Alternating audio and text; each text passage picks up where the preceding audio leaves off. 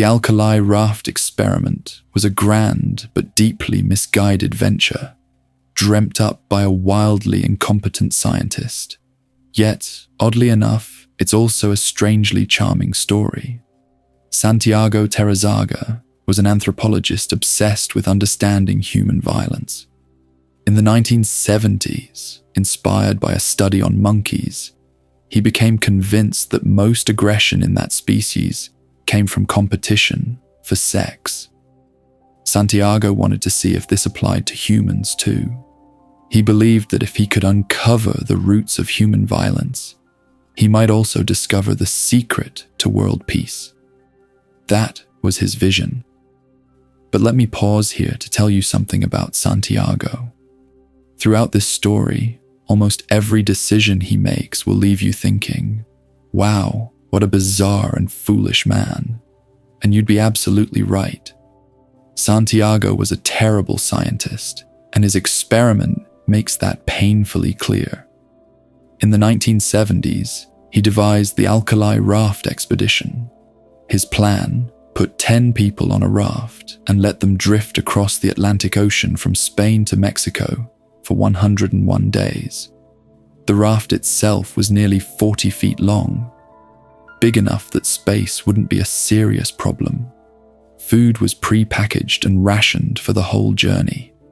Still, the trip was dangerous, and that, for Santiago, was part of the point. He believed danger would strip people down to their primal selves. He selected 6 women and 4 men from different countries and cultures. He wanted a diverse group to A. spark tension, and B. create a miniature version of the world on his raft. But his selection wasn't random. Santiago wanted sexual tension, so everyone was young, mostly in their 20s and early 30s, and all of them were attractive. He even added a strikingly handsome priest to see what might happen. Reflecting the era, Santiago assigned women to the most powerful roles on board. The captain, the diver for maintenance, and the radio operator were all women. This was one of the experiment's few admirable aspects, though, as you'll see later, his commitment to that idea was shaky at best. By May 12, 1973, Santiago had his plan, his raft, and his volunteers. The expedition set off. Santiago's method was essentially to sit back, observe, and jot notes in his journal, while the people on board supposedly descended into chaos and violence. To me, that feels less like science, and more like a voyeuristic fantasy. But that was his vision. And to show you just how strange this experiment was, every participant had to sign a contract stating they would give their souls, bodies, and minds to Santiago. Each week, he handed out private questionnaires, asking things like, how do you feel about the others? Who would you remove from the raft?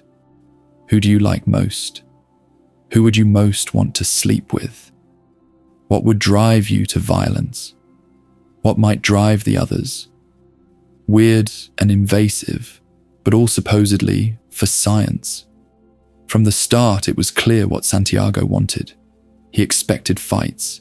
He wanted breakdowns, aggression, and blood. But weeks passed, and nothing of the sort happened.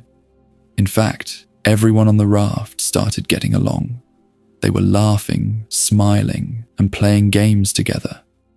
The footage from the voyage looks like a vacation, not a nightmare.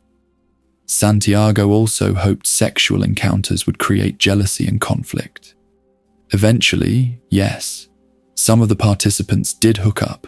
A few men and women slept together, but it was mostly out of boredom. There was no emotional weight to it, and thus no drama. The experiment was drifting in the exact opposite direction Santiago had hoped.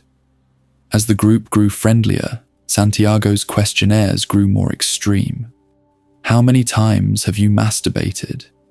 Who have you slept with? Who do you want to sleep with? Who do you want to kill?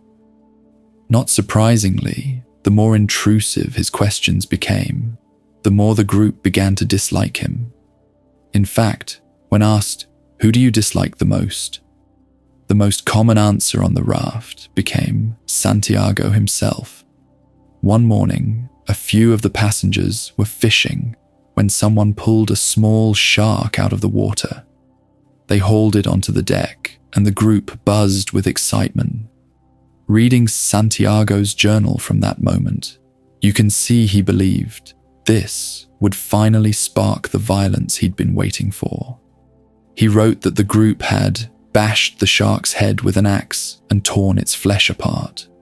But the video footage tells a much calmer story. They simply cut up the shark and prepared dinner. There was nothing savage about it. Much to Santiago's dismay, the good vibes continued. Life on the raft became a strange mix of sunbathing, casual hookups, and growing resentment towards Santiago himself. The participants were actually bonding. Day by day, they shared more of their private lives. It became something surprisingly tender, a little floating community. One woman revealed the raft was her escape from an abusive relationship, and the others helped her heal. Another, the only African-American woman on board, had a profound moment of recognition.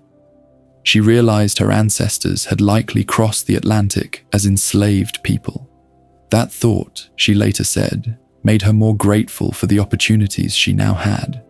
And through all this, Santiago sat in his corner, still hoping the group would turn on one another. Then, one day, the rudder broke.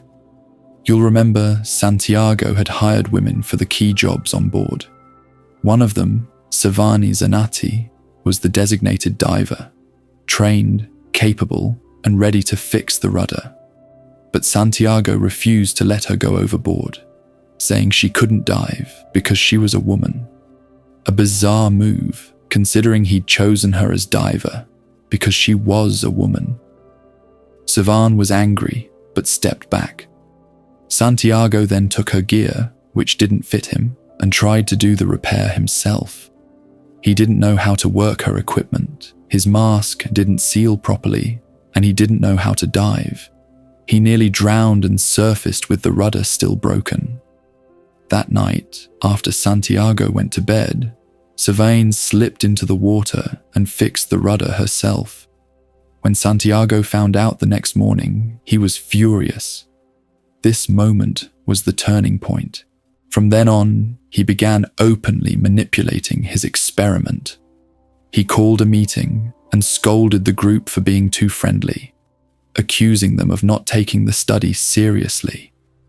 Then he started reading aloud from their private questionnaires, revealing who had written they wanted to kill whom or who wanted to sleep with whom.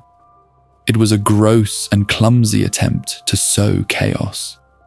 At one point, he even called the sole black woman aboard a primitive, suggesting she should sleep with the black man on the raft because it was natural. Of course, all of this only made the group despise him more. They had already formed close friendships. His provocations barely moved the needle. By now, newspapers had caught wind of the whole thing. Reporters dubbed it the sex raft and focused almost entirely on the sexual activity on board. The university backing Santiago saw the headlines as disastrous publicity and quickly cut ties with him and his project. Now unemployed and humiliated, Santiago was more bitter than ever.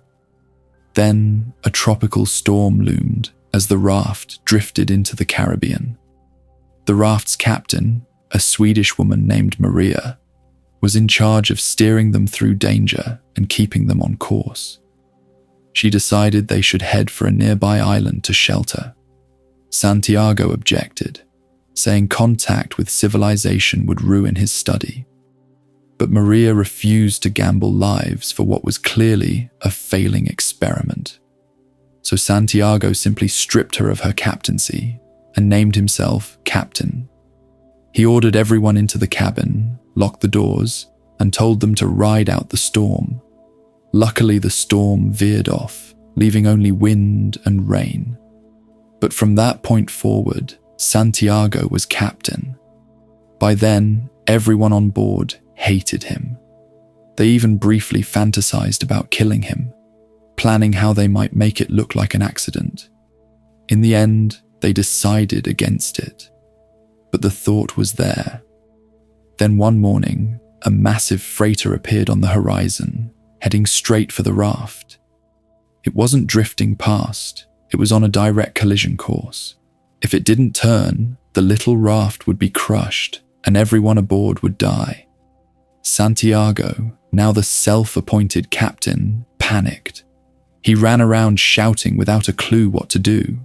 Maria, the former captain, stayed calm. She quickly took charge, giving clear instructions. Under her direction, they fired flares, waved signal flags, and blasted the horn. At the last possible moment, the freighter veered off, narrowly missing the raft. From then on, Maria was captain again, and rightfully so. After that scare, Santiago withdrew almost completely. He stopped handing out questionnaires, stopped taking notes, and stopped holding meetings. Instead, he sulked in the cabin, barely emerging. He soon claimed to be sick and lay in bed being tended to. The onboard medic later said they suspected he was faking illness for attention. With Santiago essentially gone, life on the raft blossomed. Without his constant probing and manipulation, the group relaxed and began to genuinely enjoy themselves. What had been casual friendships deepened into real bonds. By the time they finally reached their destination, the passengers were no longer just strangers thrown together for an experiment. They were close friends. Despite Santiago's obsessive craving for violence, it never came. The group had grown into a floating support system instead. That's why I love this story. It's a simple, almost accidental parable of goodness outlasting cruelty. To me, Santiago was never really doing science. He seemed more like a voyeur hoping to stage some dark, Lord of the Flies spectacle. His experiment was unscientific from the start, and despite all his meddling, he never got the eruption of violence he so desperately wanted. Instead, he accidentally created a small community and a set of lifelong friendships.